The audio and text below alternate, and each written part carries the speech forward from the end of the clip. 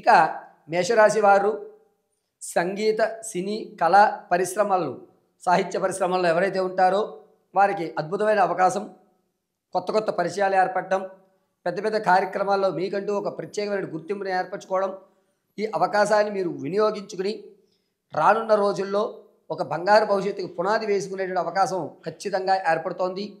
పైగా రియల్ ఎస్టేట్లో కానీ, స్టాక్ మార్కెట్లో కానీ ఎవరైనా ధనాన్ని వెచ్చించాలి అనుకుంటే కనుక ఈ డిసెంబరు 18వ తారీఖు నుంచి 29వ తారీఖు వరకు కూడా మీరు పెట్టిన పెట్టుబడి ఎక్కడ నష్టం లేకుండా, అదేవిధంగా లాభం కూడా లేకుండా మీరు పెట్టిన పెట్టుబడికి ఖచ్చితమైన భరోసా అయితే ఏర్పడుతుంది.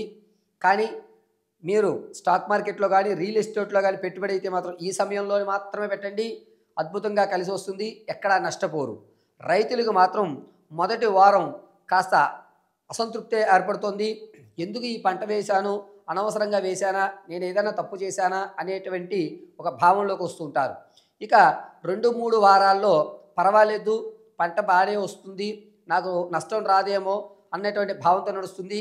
డిసెంబర్ చివరి వారానికి వచ్చేసరికి మీరు పెట్టిన పెట్టుబడికి రమారమి ధనమైతే మాత్రం మీరు చూస్తారు.